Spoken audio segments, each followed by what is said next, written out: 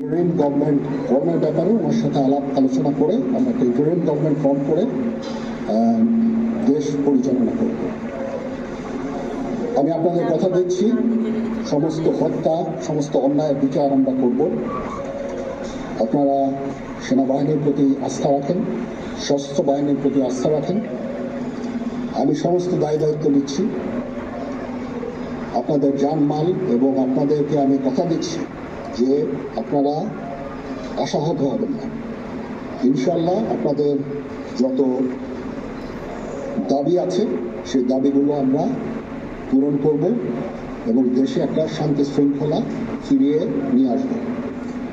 আপনারা আমার সাথে সহযোগিতা করেন, দয়া করে আর এই ভাঙচুর, হত্যা, মারামারি, সংঘর্ষ এগুলো থেকে বিরত হন। আমি নিশ্চিত যে আপনারা যদি আমার কথা মতো চলেন, আমাদের সাথে যদি একসাথে যদি কাজ করি আমরা, নিঃসন্দেহে আমরা একটা সুন্দর পরিণতির দিকে আমরা অগ্রসর হতে পারব। আপনারা দয়া করে আমাকে সাহায্য করেন। মারামারি করে এই সংঘাতের মাধ্যমে আমরা আর কিছু অ্যাচিভ করতে পারবো না, আর কিছু আমরা পাবো না।